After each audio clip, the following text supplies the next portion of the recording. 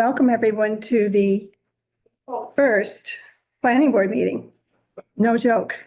All right, so first on the agenda, we have review the minutes from March 18th. And then we have a public hearing on the accessory dwelling unit wording. And then last but not least, master plan. So we have some folks on Zoom. So why don't we start with the minutes? Has everybody had a chance to review those? Yes. We have a motion?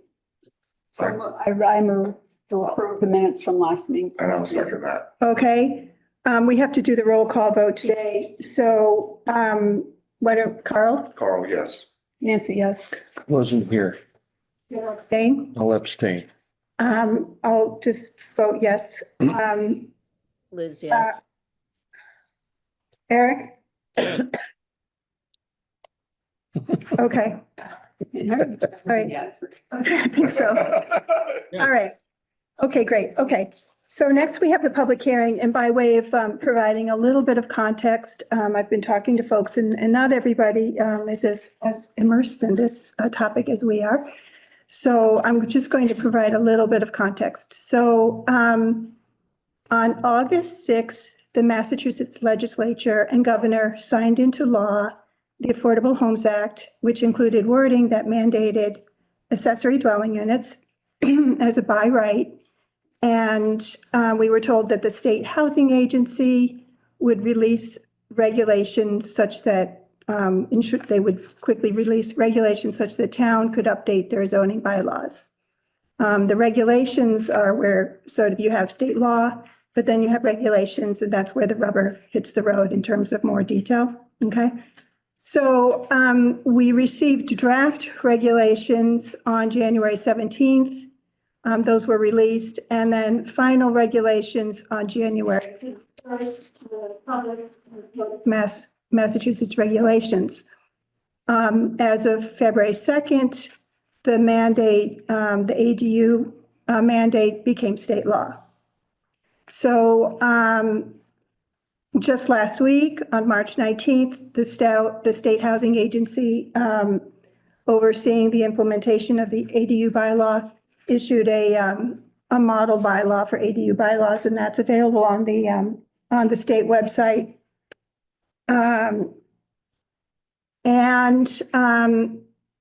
What the planning board started, well, backing up, many annual town meetings are in May.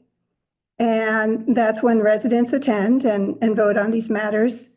And it's a pretty tight timeline, but once the regulations were finalized and published, the Stockbridge Planning Board quickly began working on updating the Stockbridge zoning bylaw to incorporate the state mandate. This topic was on the agenda for the planning board on February 4th, February 18th, and the March 18th meetings. This evening, we have a public hearing to review the draft ADU bylaw changes. They are posted along with the agenda on the town website. We can finalize these changes as proposed and vote on that were voted on previously by the planning board, or changes can yet be made. So with that, I've been asked to just review the public hearing protocol.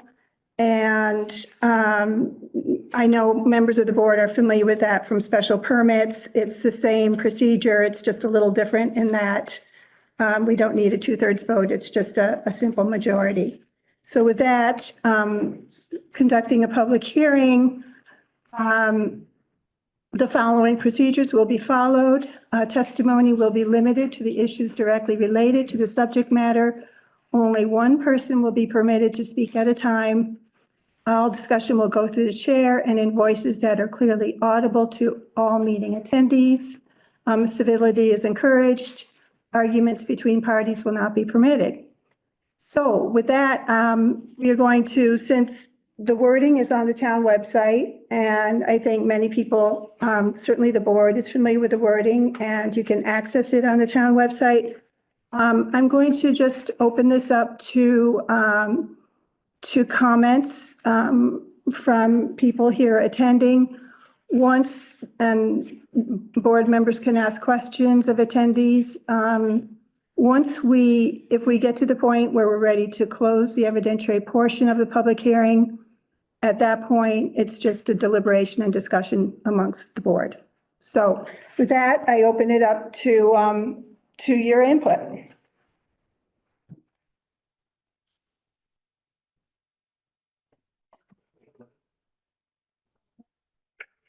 Hearing none. Surely somebody has a comment. I know this is, okay, Patrick from the select board is here. Right. Hello, all. Hi, Eric. Okay, I'm sorry. Um, Thinking, I wonder if the board had a chance, the individuals on the board had a chance to review the state's model bylaw for ADUs. Yeah. Yes. Yeah, you got here a little bit late. Oh, sorry. I just held it up and mentioned it in my introduction. And did everyone actually read it? Yes. Okay. There's a couple of things in it that I thought were maybe relevant to the question of how it's structured, specifically around the discussion of undersized lots and setbacks. I think that's kind of one of those things, Can you tell us what page you're on? I think it's page 16. Okay. It's there's a one on small lots and it gives an example. And the worry is that, you know, that the purpose of this bylaw, according to this document, should be to enhance housing production, which I know that, you know, I think that that's fine. But the question is whether the setback should be the same for ADUs, especially on undersized lots, where it could actually be perceived as having a strategy of limiting the production of ADUs and therefore be open to a challenge. So that's one thing. I think that the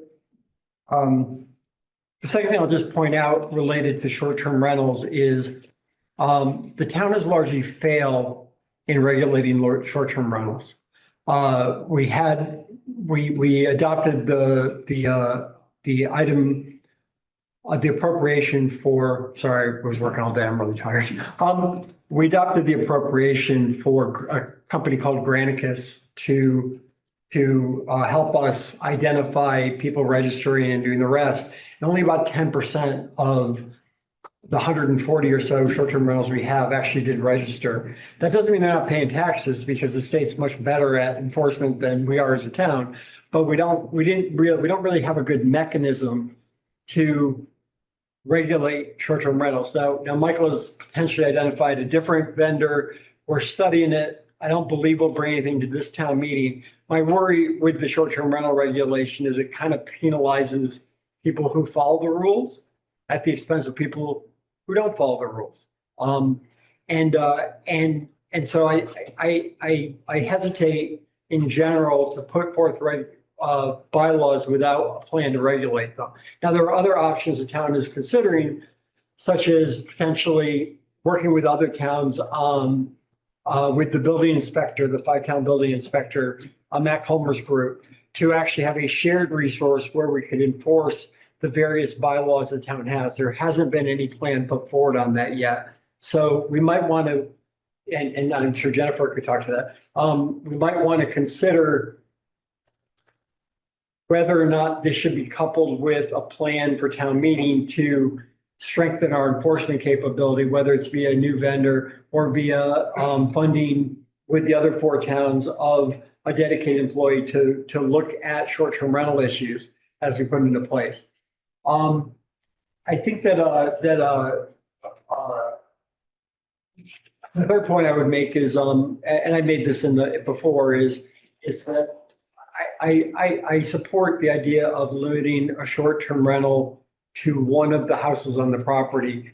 I feel that if we allow, which this bylaw would, for the larger house to be rented and not the ADU, then we're effectively making it so that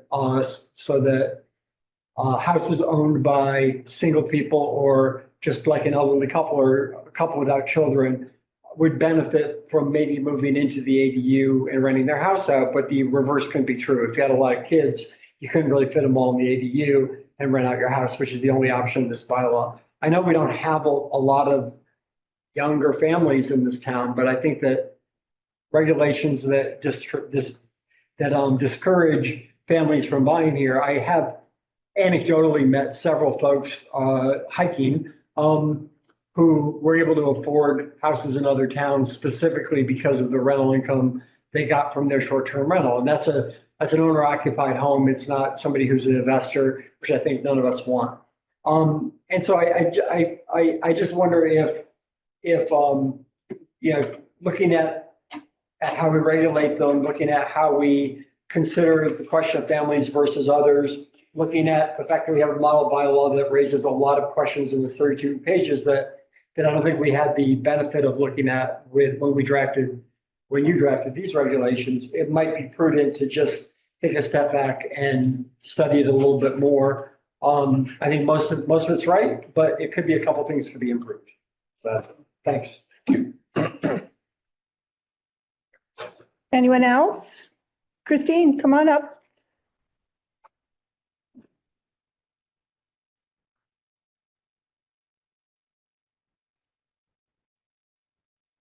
First of all, thank you, Christine Rasmussen, 3 Sergeant Street.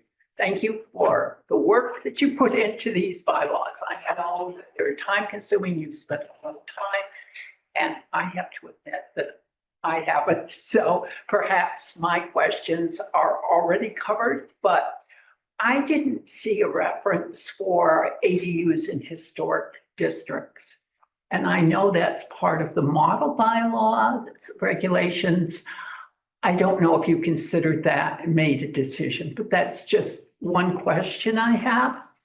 And then I want people to be aware because it seems innocuous, but under your section C1, and there's nothing you can do about it, but the parking within a half a mile of a bus stop, any flag stop is considered a bus stop. And I know BRPC tried to have the regulations changed to say a bus station is what people should be looking at, someplace like downtown. But I'm somewhat concerned about that 0.5 regulation and how without having any parking, because I think that some of those locations may be on roads where there's really not a place to park a car. And I know the developer of the ADU will probably consider that, but sometimes if it's not black and white, it doesn't happen. So that is just one concern. There's not much that we can do about it. But that certainly is of concern. And then the last thing is the whole issue of more than one ADU and the special permit procedure. Does that just fall under your special permit? Or if somebody wants more than one ADU, it's not going to be the permissive ADU that this bylaw covers. So there are some regulations, I think, in non-permissive ADUs. So thank you again for your work. Thank you. I know it's tedious and then people like me come up and go, so, sorry about that. Thank you. Thank you, Christine. Okay, any, I'm trying to turn it off. Carl? Patty has her hand up. Okay, Hi, I submitted written comments to the board and I just would like to confirm that you guys received them. yeah, they're posted on the website along with the agenda. And also I'd just like to concur that I agree with Patrick's third point about if you ban short-term rentals from the ADUs, you're not actually banning short-term rentals. You're just deciding who can have, which house can be rented, because you already can't rent both of them. I just think this point is important to emphasize with people. And Patrick's point is valid that, like, he's a single guy. If he had an ADU, he could just live in the ADU above the garage and make money on renting out the house. But the flip side would not work for other family configurations. And I think it's just an important thing to keep in mind, that it doesn't actually affect the number of short-term rentals in the town. Thank you for your consideration. Thank you. Anyone else? Okay, so would the board like to, Somebody has their hand up there. I think they just, oh, someone else has their hand up. Okay, can you introduce yourself, please? Yes, Stephen Stern for Emerson Lane. Thank you. And I just wanted to make a comment, not being fully informed on all that is going on, but kind of following it a little bit. Just a general comment. I understand that the state has created these regulations, and what we have to conform with, we obviously have no choice to. My only concern is the increasing, essentially, commercialization of residential properties in the town. And whatever we can do as a town to limit that, I personally would encourage. I think those with the wherewithal to build units and to do what they're going to do with them for commercial purposes really kind of, in my opinion, destroys any sense of town or community that we do have. And it's certainly been going in one direction for quite a while. So I would just, this sentiment that I would express, and I do appreciate all the work that's being done on this, is whatever we can do to limit the commercialization. And commercialization to me is more a matter of short-term rentals versus longer term. And it seemed like the state was going for increased housing stock in this regulation, but whatever we can do to limit that commercialization, I personally would be in favor of. Okay, thank you very much. Thank you. Okay. I guess, Patrick, I have a question for you. Yeah, please. That's fair. To Mr. Stern's point, I'm trying to understand your thinking on one aspect of this, and that has to do with short-term rentals and the relationship here between short-term rentals and accessory dwelling units. Previously, we have a short-term rental bylaw in the general bylaws, and it's, well known, we don't have exact data, but certainly anecdotally driving around town, you can see the properties that have been bought up by outside investors for use as short-term rentals. And that's often, the missing middle, properties that are not going to be desirable to, to other people because they're right on roads like the one that you and I live on. There's traffic and so on. So, but those are properties that are being taken off the market, often by outside investors. And that's, some people think that's fraying, the fabric of community here in town. So I'm trying to understand your thinking, because I've heard you say previously that you supported addressing the short-term rental bylaw such that you would close, make it, so that there was owner occupancy requirement.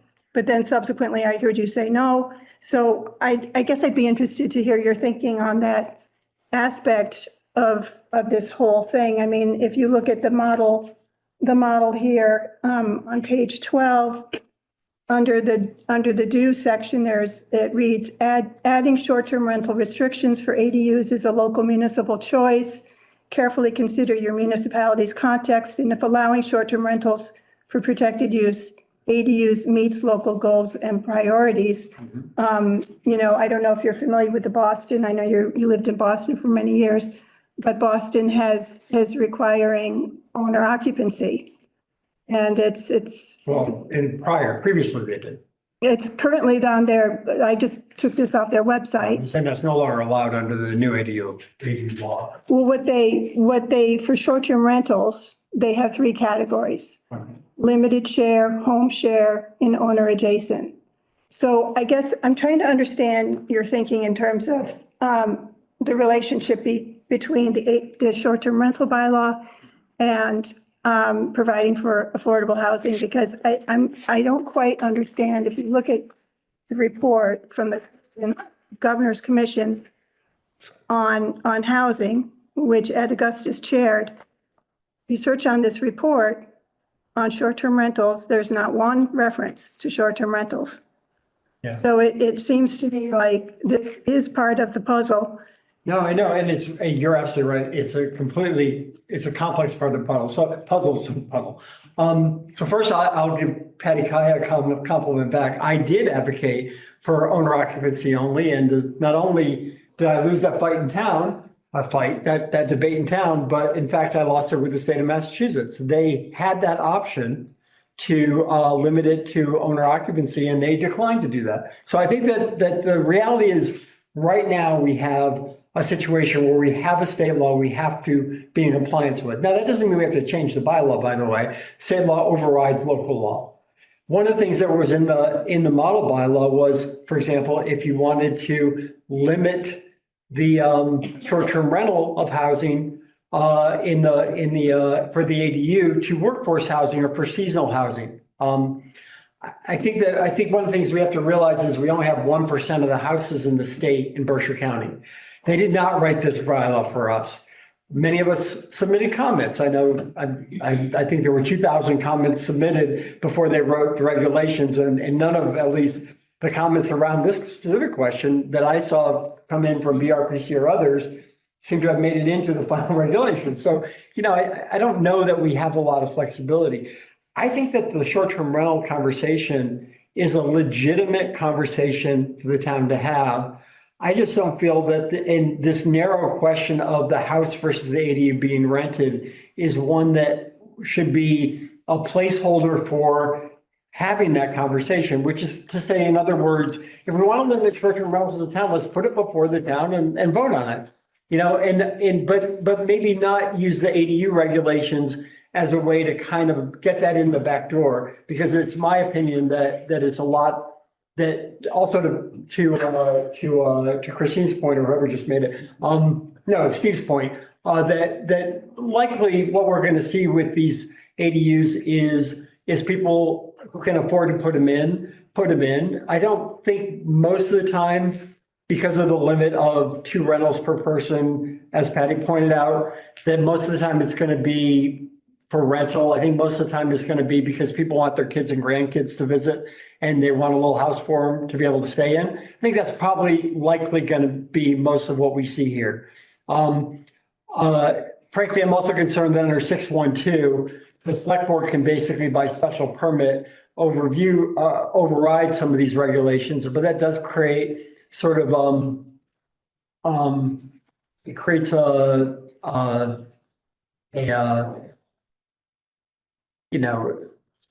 discretion, I think, is a good thing, but it also creates kind of a situation where you're not necessarily consistently having fair bylaws. I just worry that 70% of our units are our houses are non-conforming, and that this is a tricky one. So, I get that some of our neighborhoods have had an impact of short-term rentals. I haven't seen a lot of growth in the last couple of years. We've been hovering around 140 units for some time. I think to your point though, Kate, we should be concerned about it, because anybody who rents one of these 2 for 3 months and rents the other as a short-term rental now has the extra income that may increase the kind of investor owners that I don't think most of us want. I don't know that there's a simple answer to that question. And I think that you bring up a legitimate concern, and maybe the most cautious. Well, I mean, I could be missing something, but I felt all along that if the intent of, folks who are advocating and, this is a board that you're on and that you essentially created, if the point is to advocate for affordable housing, this just seems like an important component of it. And I haven't quite understood why, it addresses the need of folks here in town who are full-time residents. And, that seems to me like it would be the part of the mandate for affordable housing advocates. Yeah, no,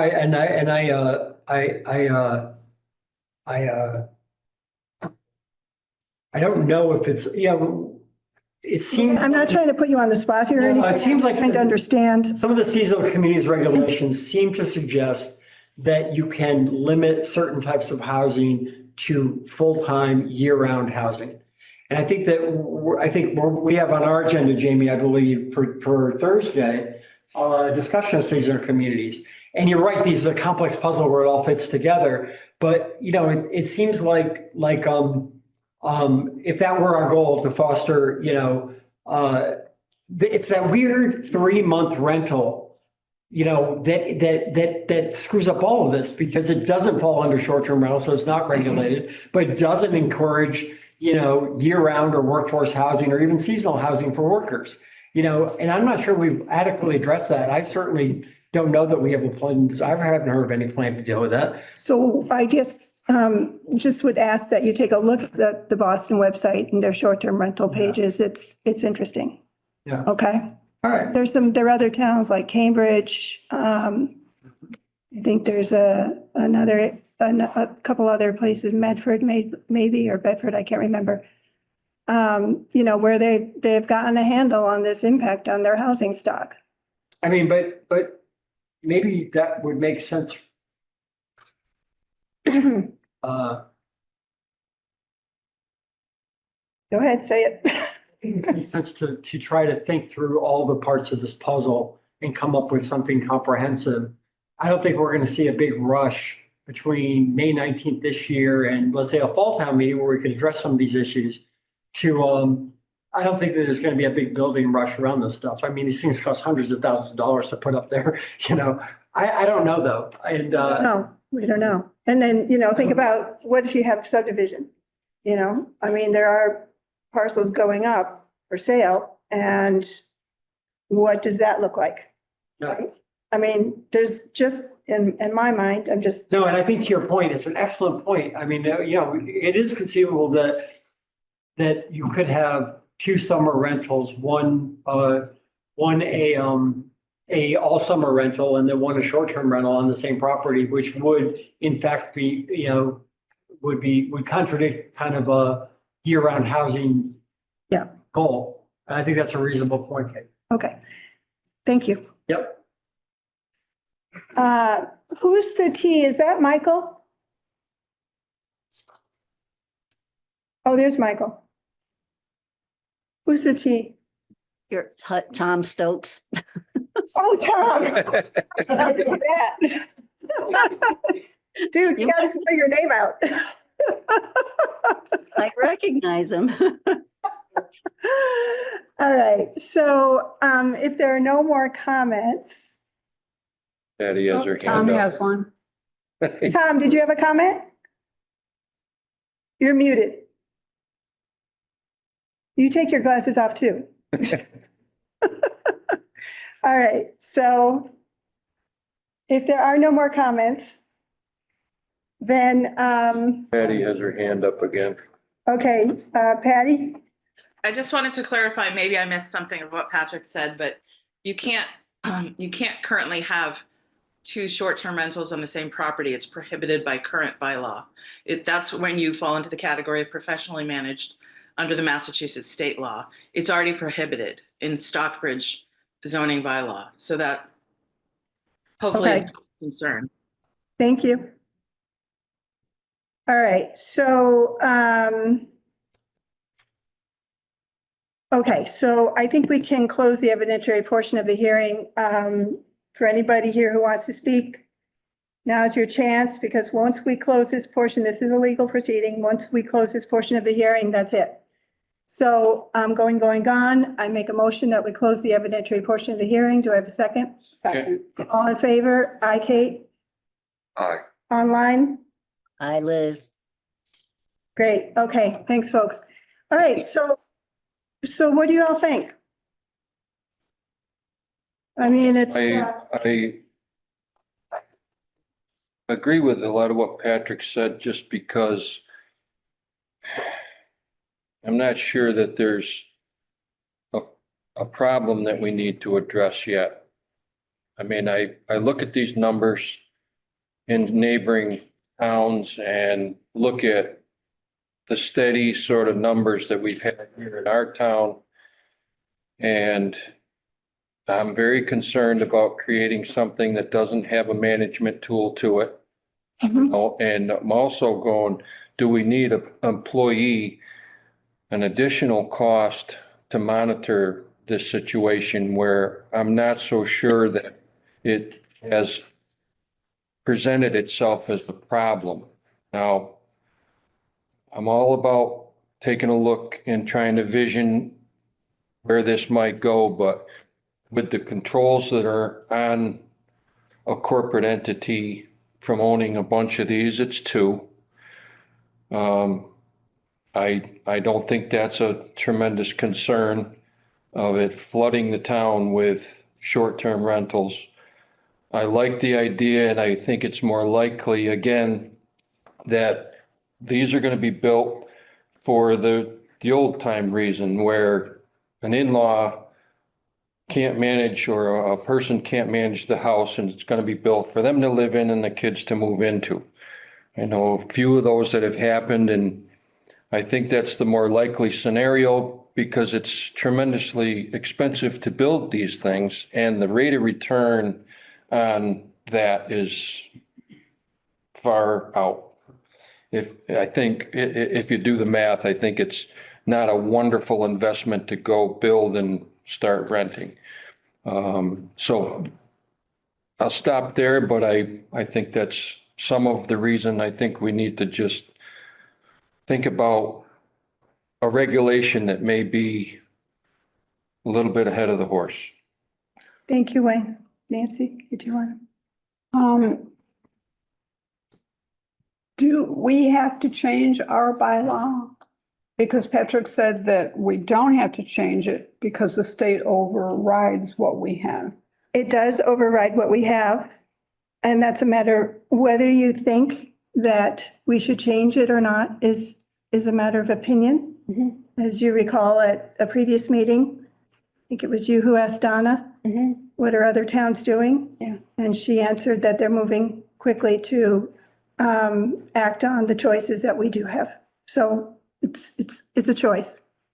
They're acting quickly to. Other towns that she works with were moving quickly. You know, once we had the regulations, we didn't yet have this model bylaw.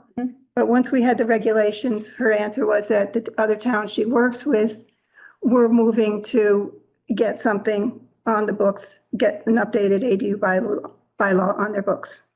Okay, so that was her comment. So it's a matter of opinion. You've heard, Wayne on one side, and you'll probably hear me on a slightly different side. Carl? Yeah, I mean, I haven't seen anything that suggests that we shouldn't simply incorporate update our bylaws to incorporate the state, the new state regulations. And I agree with Patrick that the short-term rental question is a kind of a bigger one and not necessarily something to focus on in terms of this issue. Okay, all right. Let's see, Liz? I would have said exactly what Carl just said. Okay, Great. Eric? Okay. I do think it's a more, as people have been saying, a more complicated issue. A couple of things I'll bring up. And correct me if I'm wrong on this.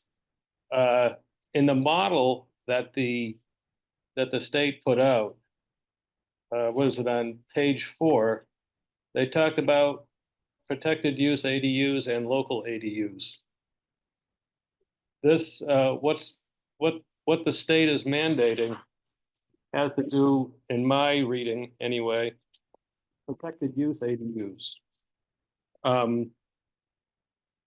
Many municipalities in the state differentiate between the two, protected ADUs and local ADUs. And local ADUs, they still have, they can, require residency and full compliance with zoning and all that sort of stuff. It's just the protected ADUs that are sort of being thrust upon them.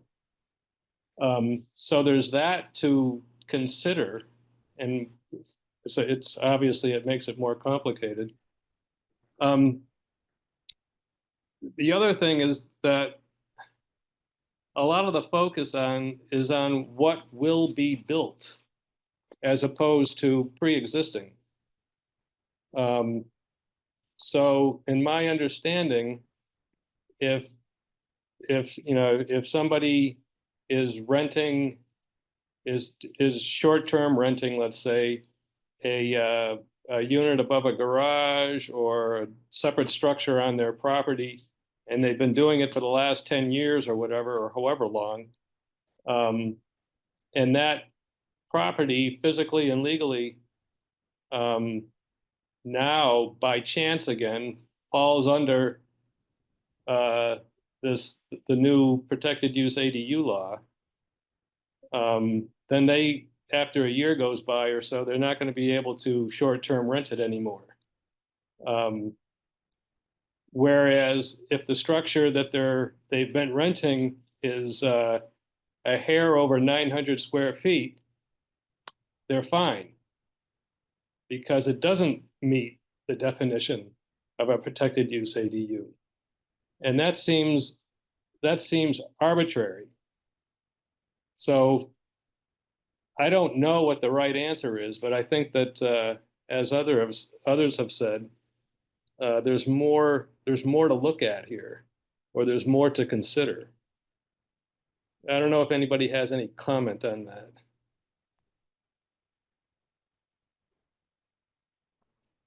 There's a lot here.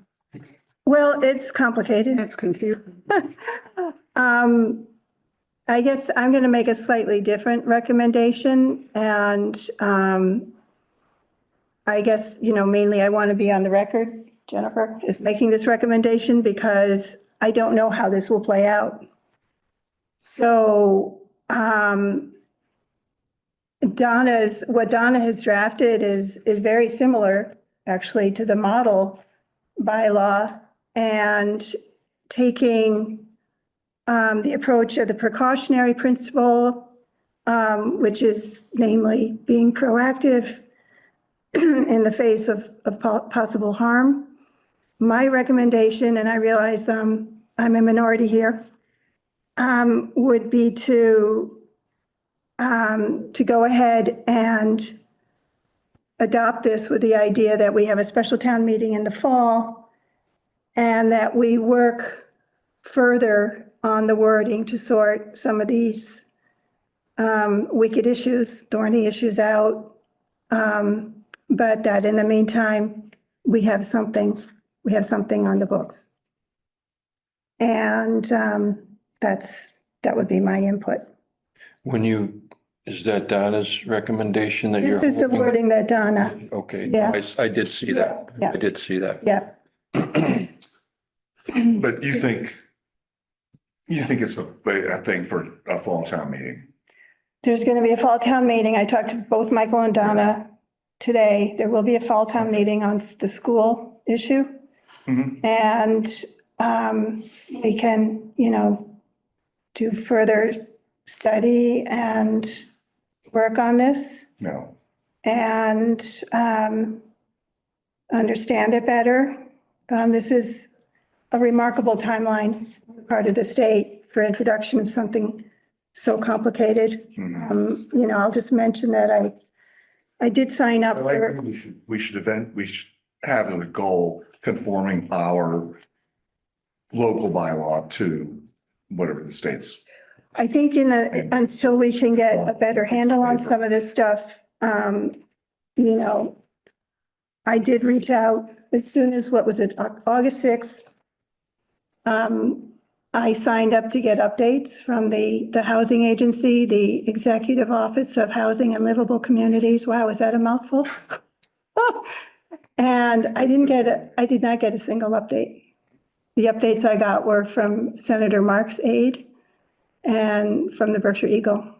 See, that's why I think we should do our studying first before we put something in place. I don't think there's an emergency here. And I think I'd rather study the complicated parts of this and try to make them meld before we put something in place. Yeah, this is I don't an opinion. even read it out as a board, right, to read out the whole thing out loud. But can you read out that part that Donna had written in red on her?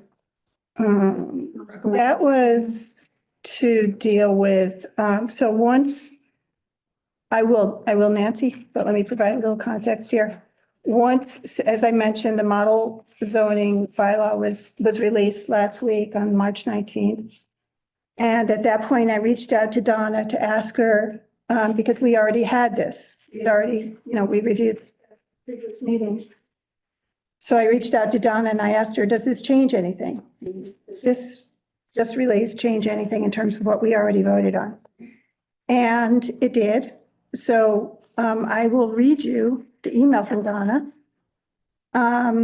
It's long, so might not be everyone's idea of nighttime reading, but hi, Kate, the model bylaw clarifies that section 6.5 may be required by a clear, quote, clear, objective, as of right process by the permit granting authority. And I did forward this to all of you, but the town may not require a special permit. This is problematic because Stockbridge, like many communities, relies on the special permitting process to facilitate section 6 review. It does this in section 6.1.2 of our zoning bylaws, which provides, that's the Stockbridge zoning bylaws, 6.1.2 requirements for extension, reconstruction of change in use. And I'm not going to read that whole section. It's in our zoning bylaw. You're all familiar with it.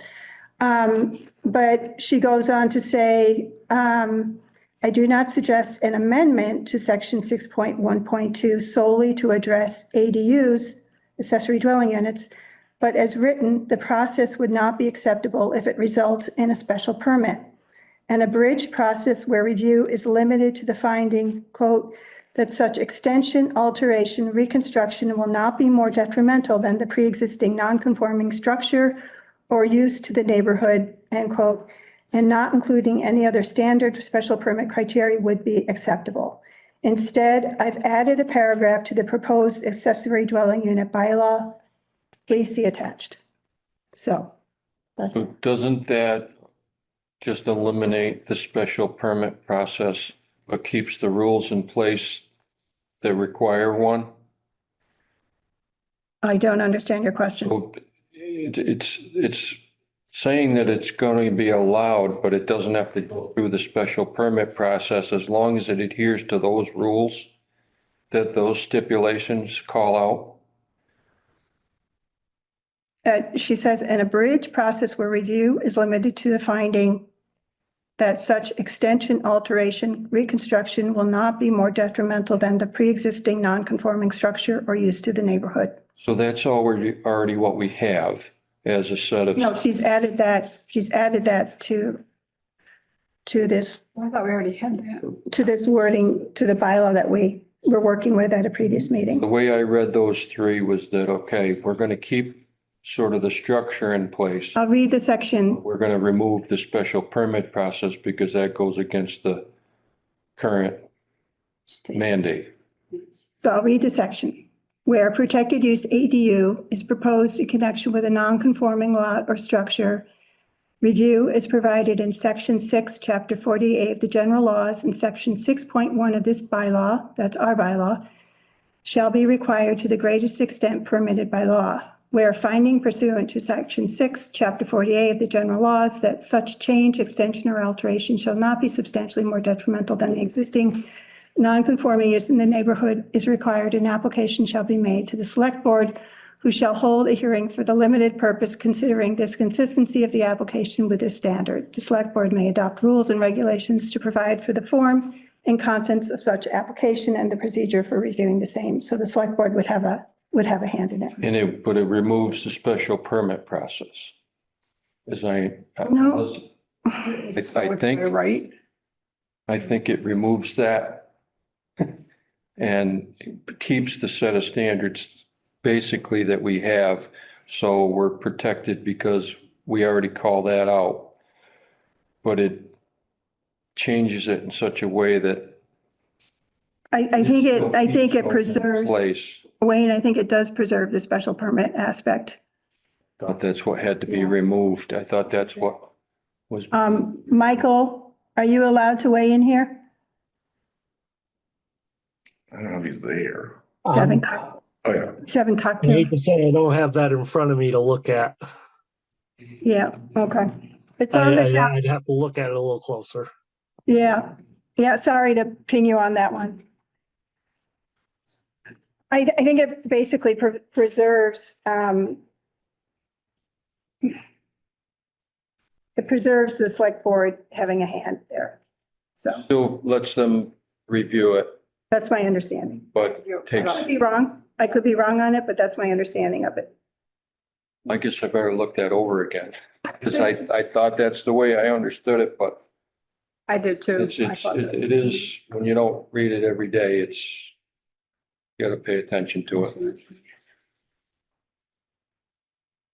So it's, again, Donna says, an abridged process where review is limited to the finding that such extension, alteration, reconstruction will not be more detrimental and so blah, blah, blah. Right, which is what we have, Incorporated. which is kind of what we have though, because we can't. No, we don't. You can't go more non-conforming than it already is, and that's kind of what she calls out there. But Wayne, you're thinking that the state's mandating no process by right. No, I think they're taking the special permit process out of it, because then you can, as a board, you can sort of override, and they're not wanting you to be able to do that. Again, I I don't know. I mean, I don't know if feel I'm like, understanding that fully, but I thought that's what the idea was, so that the select board couldn't I feel like have discretion. you know, and, you know, she's our counsel, you know, proposing, Yeah, yeah. you know, I mean, preserve it's some kind of. up to the board.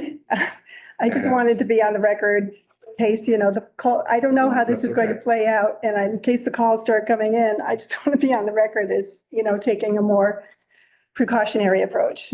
So, but this is a board decision. This is a vote of the board, okay? Are we going to vote on something now? It's, if the board is ready to vote, you can definitely do that. Your options are to, Do we fully understand it? I mean, it sounds like we have differing opinions on where this really lies. well, what we could do is, let's see, I can't reach town council right now, but what we could do is we could continue the public hearing. Yeah. It's going to be quite tight until, I'd suggest that we set a meeting date now. And Could it be a- And in the meantime, I can, you know, get clarification from town council.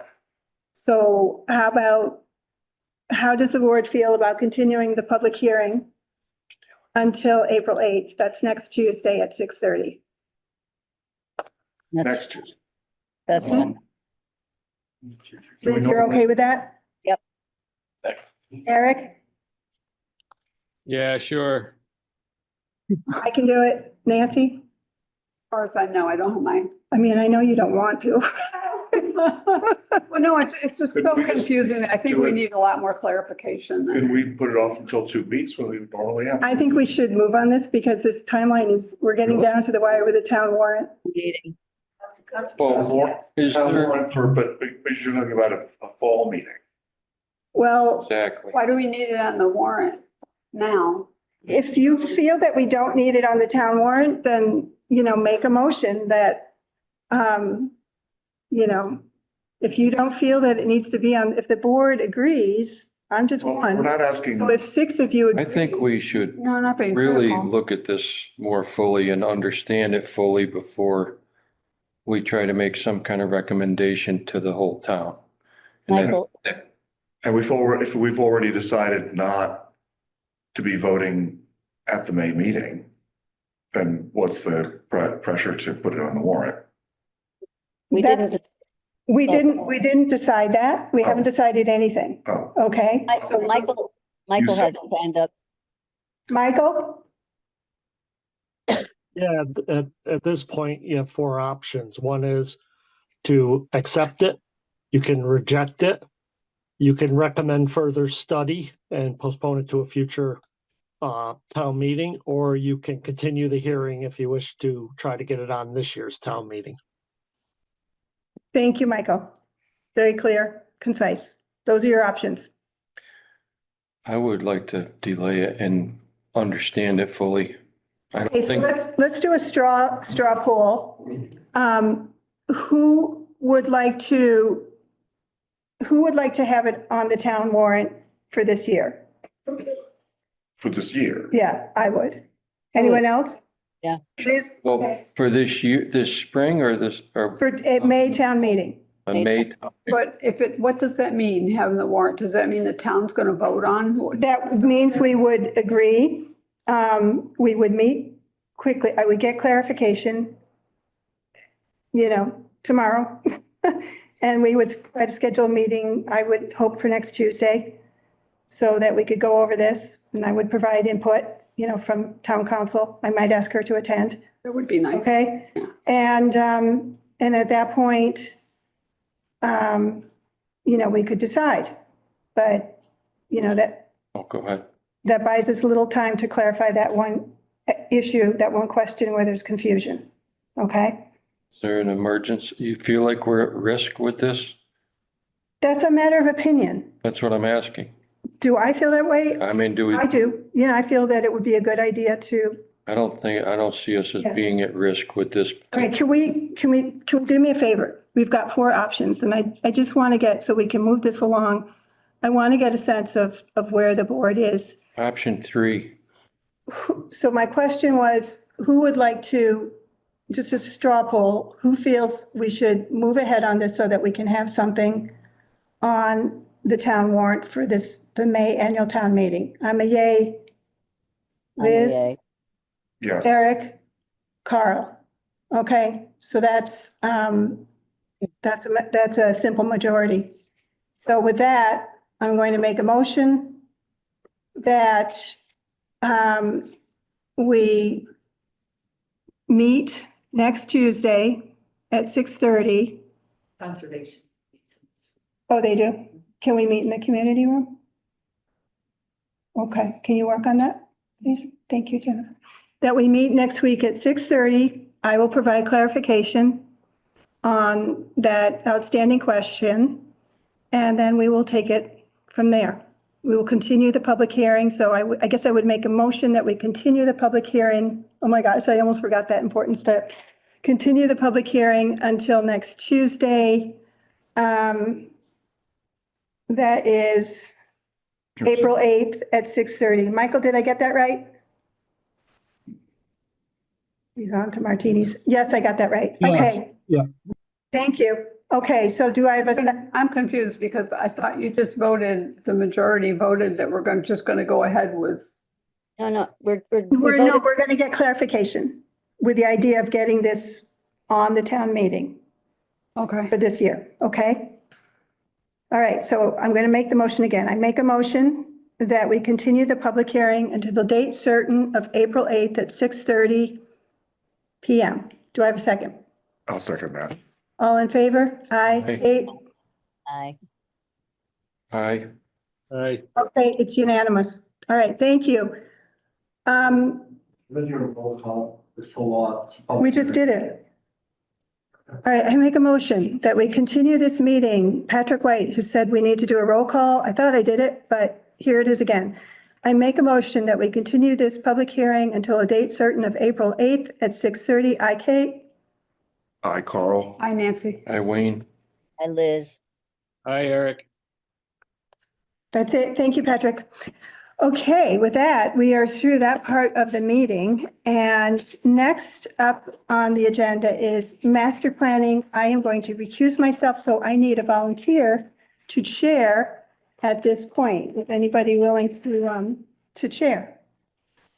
I volunteer, let's see, Wayne. Why are you recusing? I am recusing. Why? Why? That's for a number of reasons, but that is my personal prerogative to do. Okay? Didn't you bring this particular item? Right. Okay, you all have fun. Liz Wheeler. Thank you very much for a good discussion. Since the fella here. Okay. Okay. Okay. So Ah, he's gonna okay. come up and speak. Okay. I know it's tough stuff. Well, next on the agenda is the discussion for master planning. We have a guest, CJ Haas, if you'd come up and join. What do you have? I guess comfortable, wherever you're more comfortable. I guess here, unless, whatever you'd like, I think, and wherever you're comfortable. I just don't want to be like speaking to your back Right. here, but I don't, I'll go wherever. Thank you for having me. Thank you for the invite. CJ Haas, Berkshire Regional Planning Commission. And before I start jumping into why you asked, I feel whenever I'm in front of the planning board, I'll give her a little BRPC pitch, which is, I think most people don't understand how Berkshire Regional Planning Commission really works, operates. And it's just worth mentioning when we're on a planning board that essentially I, as well as the other 50 employees at BRPC, we're viewed as public employees of every community in the Berkshires. So we don't work for developers. We sometimes work with not-for-profits, but generally our day-to-day role is providing service, individual service to the communities. You know, regional is in the name. From a day-to-day perspective, I love the idea of regional planning work. I get to do a little bit of it, but our bread and butter, most of my work is coming to communities, working on master plans, working on zoning, working on open space plans. Because generally how we operate is, even though each 30 of the 32 communities annually pays into BRPC, it's a relatively nominal amount. And I don't mean to make light of that because it's dollars are dollars, but that's not what generally keeps our lights on. It's essentially working as a public sector consulting firm. So we do stuff like this, we do work like this all the time. And so when it comes to master planning work, in the last few years, so I've been with BRPC for about 2.5 years now. Before that, I was the planner for the city of Pittsfield for over a decade. And before that, I worked for a private consulting firm, largely doing municipal planning work in New York. And so most of my career has really been working in rural communities. Even in Pittsfield, I know compared to a lot of communities, it's considered a big urban area, but I live in Pittsfield. Most of the city itself is rural to suburban. So there's a lot of commonalities regardless of what community you're in. But I just thought it was worth providing that little bit of perspective that we're really working day to day in our communities. So in the last few years, we've done master plans in the towns of Windsor, Monterey, Lee. We're working on one in Lanesboro. And in the next year, at the very least, we're kicking off one actually in the next few months in Clarksburg. So while we have some projects in Pittsfield and North Adams, most of our work is really actually working in the rural communities, especially where they don't have staff support to do this type of work. And there's a number of upsides. This isn't a sales pitch, by the way. This is more us getting familiar with each other. I'm really here just to talk about how these types of processes work. And if the town wants to work with BRPC on a project like this, that's great. But like I said, we're really here to just provide support for the communities. So I'm happy to talk as long as you want. But I did come in with a plan to make this brief because I thought this would be more useful just to have a discussion versus me just talk at you for 20 minutes or beyond.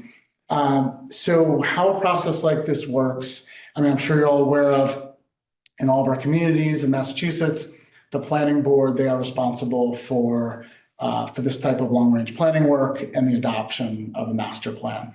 Some communities ask their select board or town meeting to weigh in, but really what's stated in Mass General Law is an adopted master plan really comes from the planning board.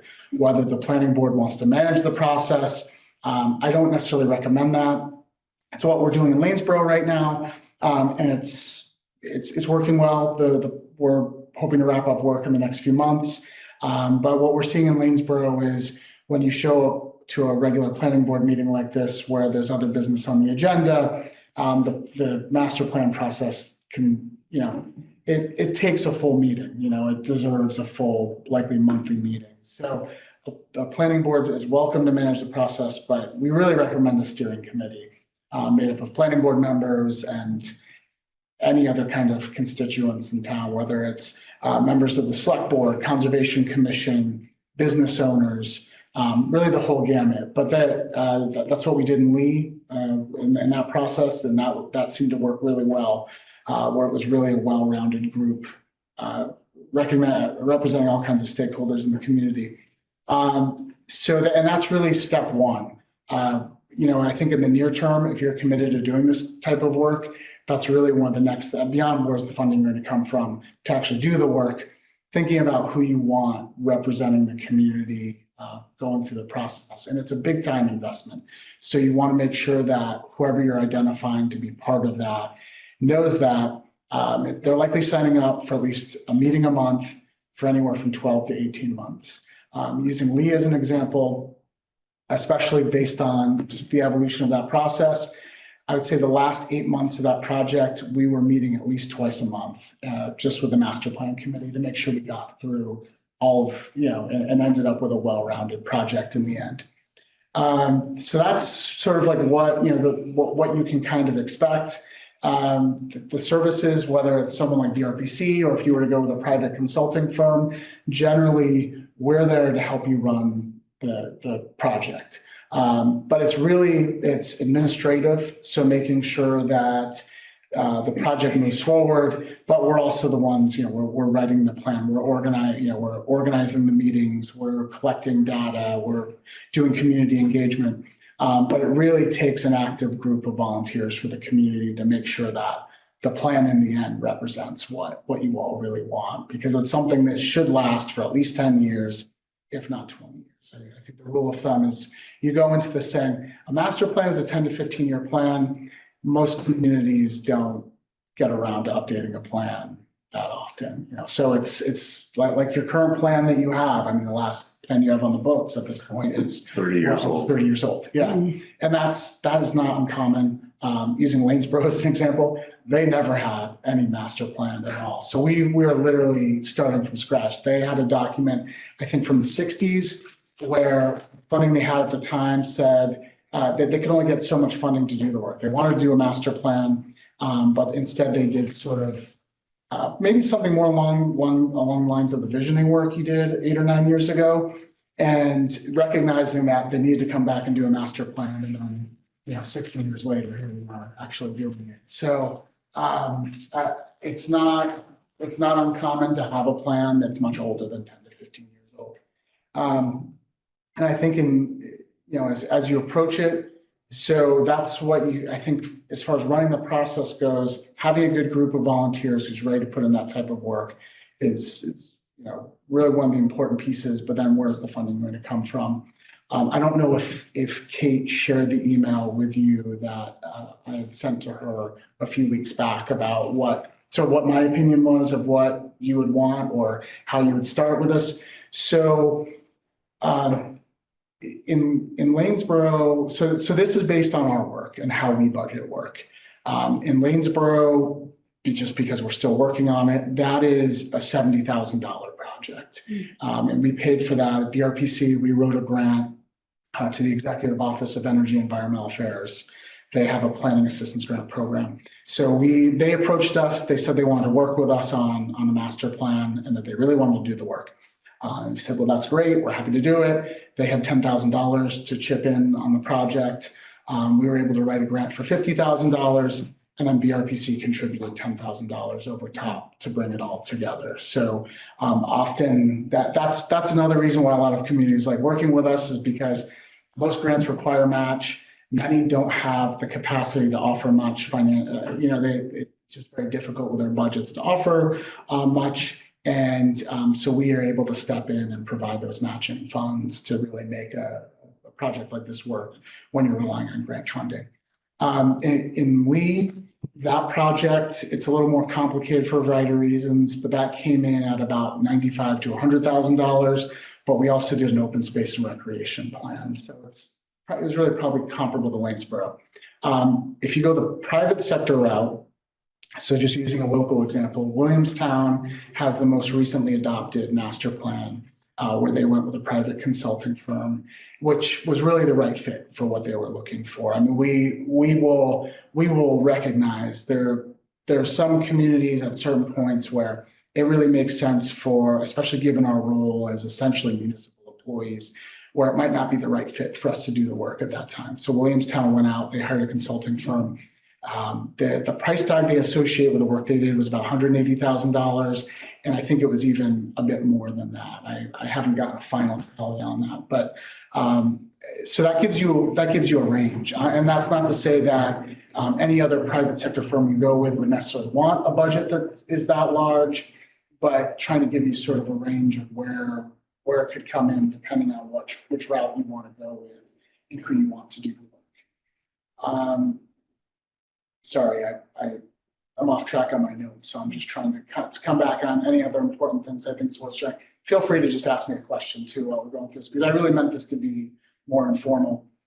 But as from a financing perspective, the grant funding that's available, there's really three primary sources right now. There's that grant I just mentioned that we were able to get in Waynesboro, and we've actually used that grant program in a number of communities at this point. That has a $50,000 limit. So that is limited depending on how big of a planning process you're thinking. One Stop, which is open, their community planning grant program, I believe for an individual community, the cap is $150,000, but the recommendation there is for rural to suburban communities. You might not want to ask for that much, but that's sort of based on our past experiences. That's not really something that's overly scientific. And then there's Community Compact, which what we've heard is that is coming back around again this year. So usually it opens up in August. That's a first come, first serve program. I'm not sure they list a cap, but again, we've seen projects come in the $40,000 to $50,000 range. The only issue with waiting for Community Compact is if something happens with that program or you're unsuccessful, then you essentially have to wait for things to come back around in the spring if you're relying on grant funding. Because those first two grants I mentioned, they're typically due in anywhere from late May to late June. So I'll stop there. That's sort of, I think that covers some points that you're probably thinking about. So do you have like an outline that you follow, so, I mean, it's just not from whole cloth, it's just. So we really try to get a handle on what it is the community wants and thinks is important, and then we'll generate a scope of work off of that. And that's based on our experience where most communities we work with, they approach us, they want to work with us. So really right from day one, it's sitting down and laying out a roadmap of what is it that you want? What do you think the priorities are moving forward? And then developing a scope and budget based off of that. When you go the issuing an RFP route, if you want to make this, and the other upside of working with BRPC is that you don't have to go through a typical procurement process.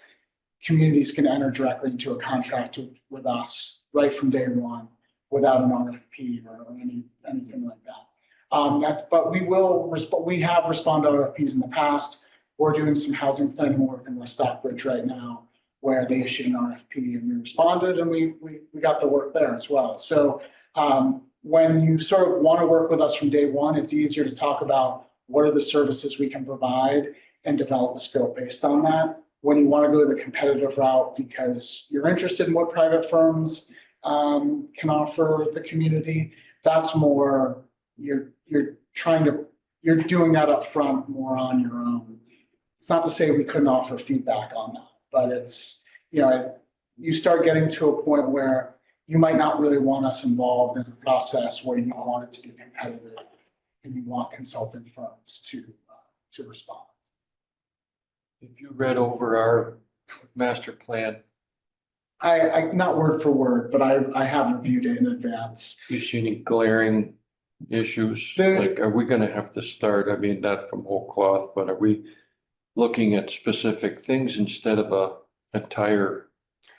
No, you have a lot of great upside in the fact, even with a 30-year-old plan, some things don't change in the community, like some of your values, some of your long-term goals. I mean, they stay consistent throughout time. What we're seeing more recently, even if you adopted a master plan 10 years ago locally, you probably weren't as focused on housing as big of a discussion as that has become. And the discussion around economic development and how things have changed, especially related to the virtual world we're now living in the last few years. Been a change for us locally.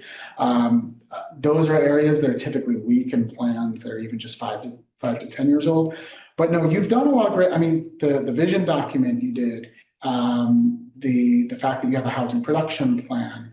I mean, you have examples of actually implementing things. The housing production plan is a result of the visioning work you did 8 or 9 years ago, or at least it can be viewed that way because that was specifically mentioned in that document.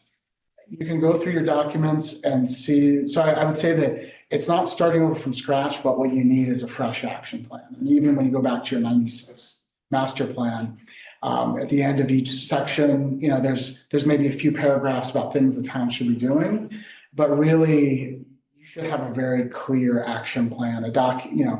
Typically any modern master plan, you have a spreadsheet at the end of these are what the community's priorities are. And that typically becomes the planning board's working document. The master plan itself is more data collection and how you get to what your goals, objectives, actions are that are in your action plan. And that's what's really important for you to update. Action plan. I was looking for personal reference for the lead plan. Where do I find it?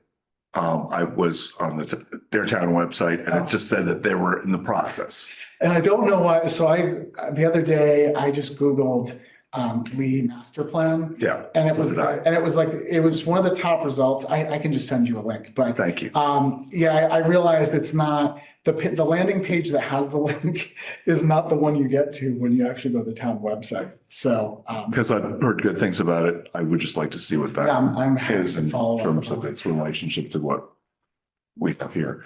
The idea of creating a committee fills me with dread. I mean, I definitely have, I mean, I don't know how much my opinion matters here, but, or is shared, but, specific points, having reviewed the master plan, that we currently have, that I think really need to be addressed and focused on, and you've mentioned a few of those. But I also feel like it would be great to avoid getting into too much process here, because as far as I understand, the amount of time we ever spent looking at our current plan, really very little. And it's just about having it. I mean, I'm not saying we shouldn't have one or that it shouldn't be good and up to date, but I'm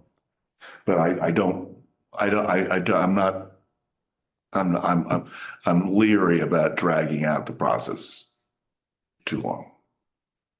That's understandable. I mean, especially when you talk about even it taking 18 months, which I probably will, but I mean, I think just do it. Well, the thing about just doing it is because especially in other communities I've worked in even before I came to the area, that is a mandate you get. And I've looked back over time because, doing this type of work, you wonder, whatever happened about X project from almost 20 years ago.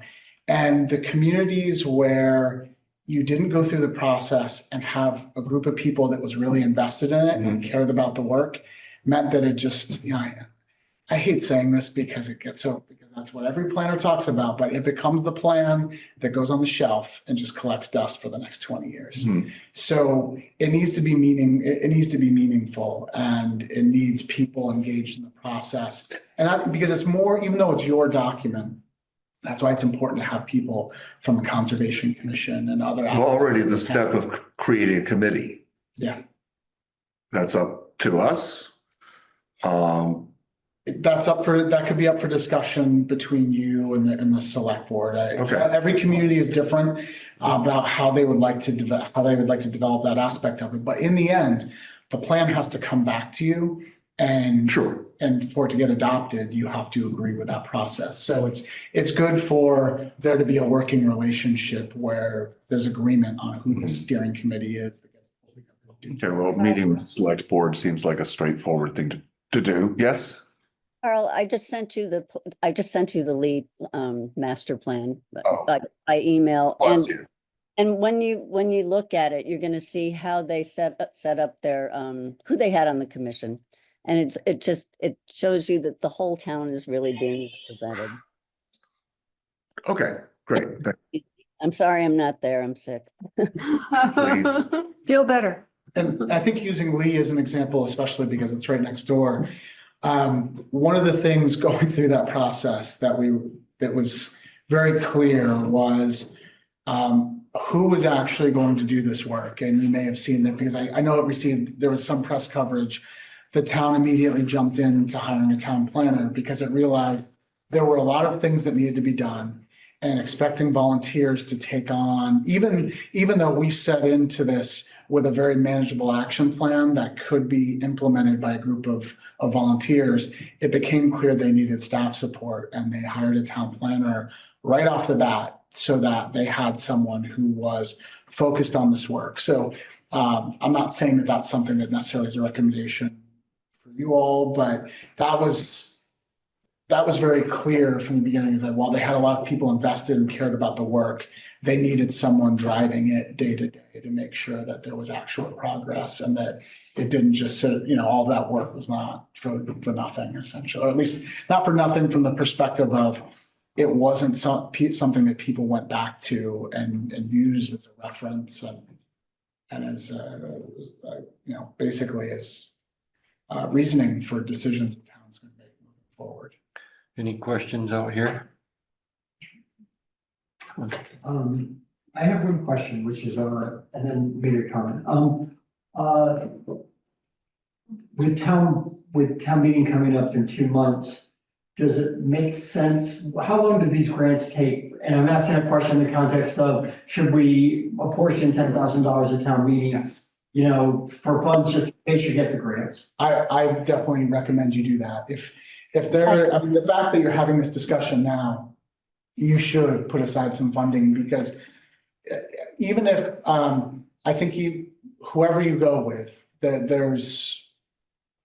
you get more points for having local buy-in. There's cases where we're working in Clarksburg, and we decided that the town was serious about doing this work. They felt it was really necessary for planning for the future, and they really didn't have capacity to put their own match into it. And so that was the situation where we felt it was worth making that investment, because it was really important for the town.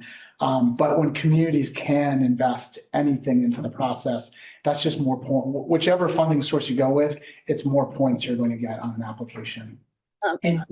Just to make I spoke to Michael Canales, and he said we already have that money, because we had money already voted on that we used for, was her name Carla? When I first joined the board, there was somebody else who was helping us with planning in town, and we have money left, so we already have the $10,000.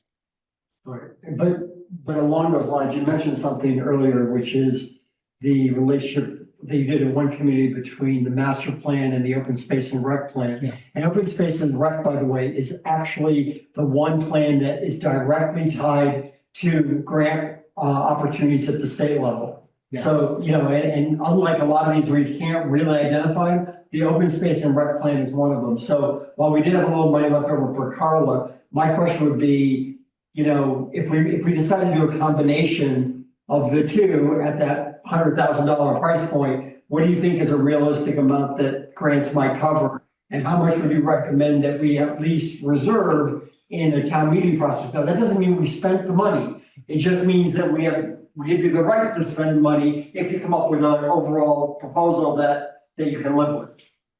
So, and this, just so I'm consistent with the response I gave when Kate asked me this question, using Lanesboro as an example, I said a starting point should be that $70,000 price tag that we use because it's recent.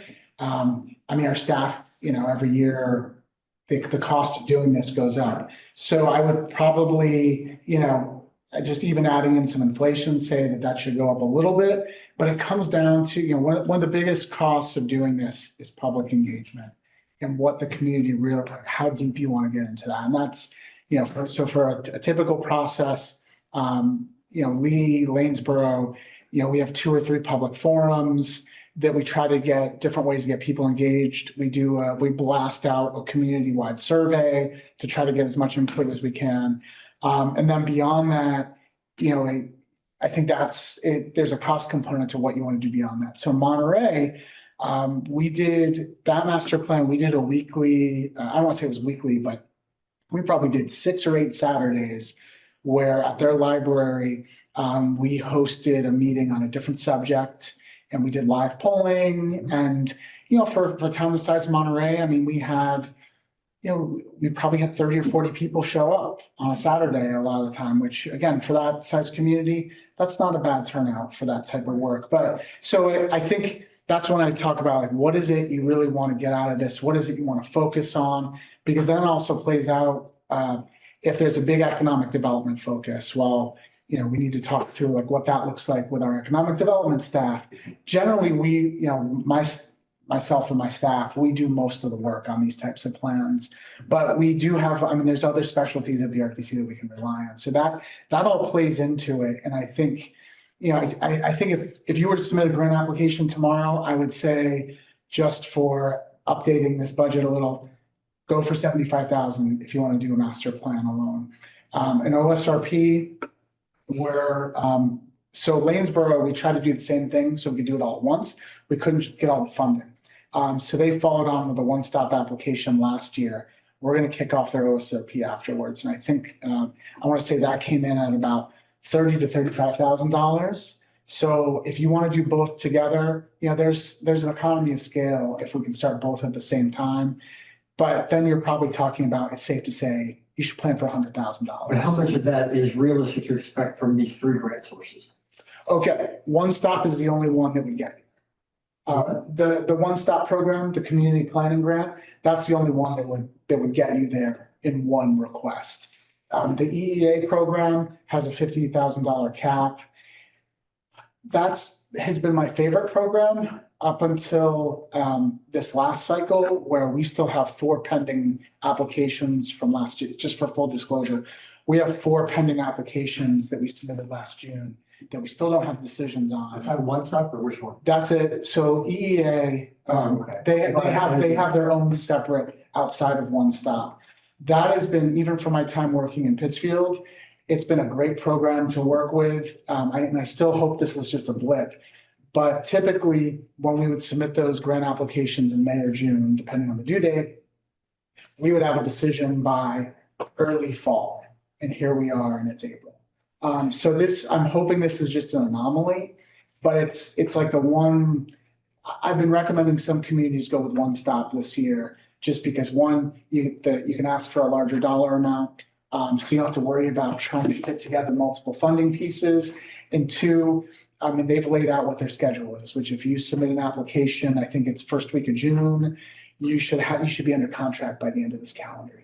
And that goes back to your other question that I didn't answer before, which is typically when we're writing these grants in the spring, we're thinking about a potential January 1 startup date. EEA, of course, through a wrench into that equation for this year with a few different projects. We have a couple hands up here, if you don't mind. Michael? Michael Canal? Yeah, I just wanted to say that, yeah, can you hear me? Yep. Can you guys hear me? Yes. Yes. All right, I just wanted to let you know that, all right, there's about $20,000 in the planning grant that the planning board has that can be used toward seeding a proposal. Second is when Kara was here, she completed probably a good 85-90% of the open space recreational plan. And internally, Teresa and Katie from our Council on Aging, we're going to be coordinating to put together our working group and then do our survey. And we'll probably by next year have the open space recreation plan completed in-house. So we're pretty far along on that one. And like I said, you have about 20,000 you could use as seeding money for a grant, for a planning grant. Thank you. Patty, you had your hand up? I was actually going to say that Katie's already working on it, so I'm just Mike already covered it. Thanks. Got it. That's great. All right, I have to go pretty soon, so I'm not going to go into my notes on the existing plan because that seems like there's a little bit more process. But in terms of setting up a committee, which I feel like, is a perfectly reasonable suggestion. We have two selectmen and the town administrator in this meeting right now. Can we agree to have someone go to the Thursday selectmen's meeting and, talk about setting up this committee? It's not on the agenda. But not on the agenda but we could put it on the agenda for some. Budget on the agenda.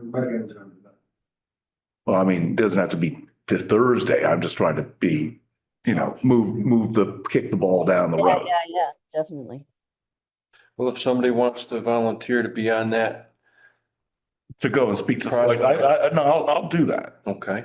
But if it can't be on the agenda for Thursday, then whatever, the next select board meeting, please.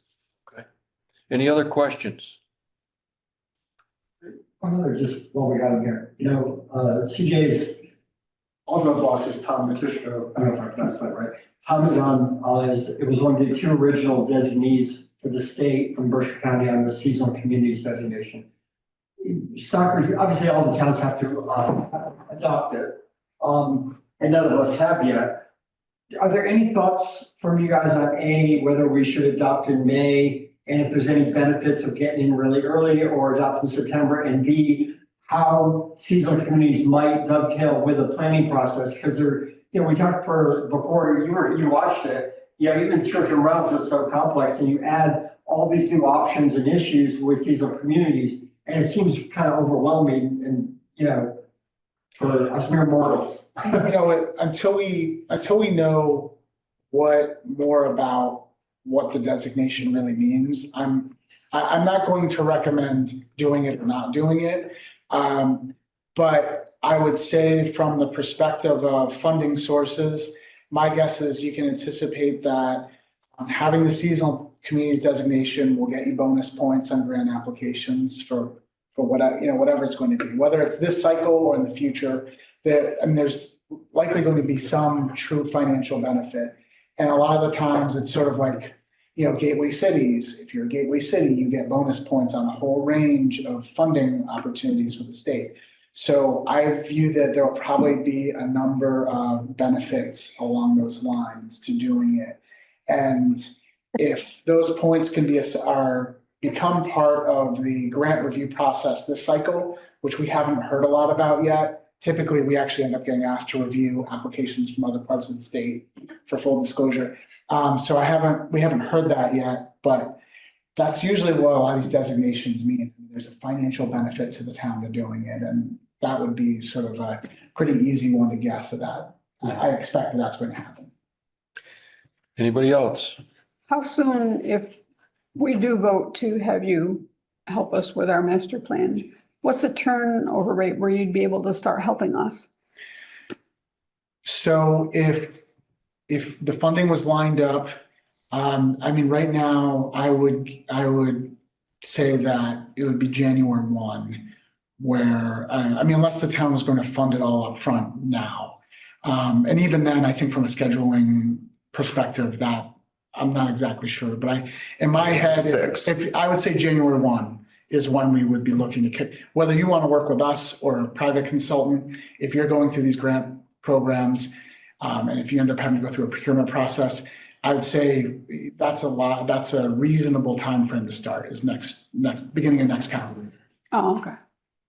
So as far as pulling a steering committee together, I don't think you need to take formal action now to do it. But if you want business owners, if you want, residents, if you want a broad spectrum of people on that group, you really should start thinking about it now and getting people lined up, even with the expectation that it's going. And you're confident that there will be a 2026? Yes. I'm planning on being here, so. Yeah. Well, thank you for being here. Yeah, I appreciate that explanation. Yeah, I mean, this is I've been, it's funny, I used to say over 15 years, and now it's actually been closer to 20 years that I've been doing this work. And this is the type of work we like to do, be able to help a community. And, not all communities end up working with us, but we are here as a resource. So even if that's what you need in the near term, I'm happy to answer questions, happy to come back again if you want me to come back and talk more, get into more specifics about how you might want to approach this. Just let me know. Great. Totally. And I have just a quick question. If we were to apply for a grant with you, when do we say, hey, we need to do this? Right now. Right now. Not today, but I think the reality, I mean, right now we have a list of communities that we know want to work on grant applications. And I need to figure out when we know a community wants to do that, and we're essentially volunteering to write the grant or write most of the grant, I need to be lining that up with staff, right? That's what I am doing right now related to some other projects. So the sooner the better.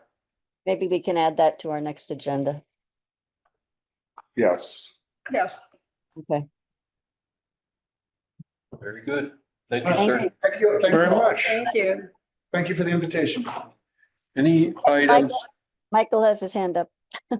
Michael, Yeah, I mean, if we're looking, I'm trying to remember, when is the one stop? The next one? It's due first week of June.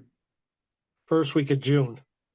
I'm familiar with it. If you want, I could try to take a crack at getting a grant application for a master plan on for that. Yeah. I don't know where the mic is, but and Michael, I'm happy to share, depending on how we set this up. Clarksburg, we're working in Clarksburg. We provide them with a scope of work, but they actually did a lot of the application prep. Where in Lanesboro, we wrote the whole application. So I have a few examples of that might help with this, depending on how you want to approach this. So if you want to, I can follow up with you if you'd like, and I can talk to you about it. Yeah, that would be great. If I could get a sample of what another town did, I could definitely take it. I'm familiar with the one stop. I've applied for mass work grants and others.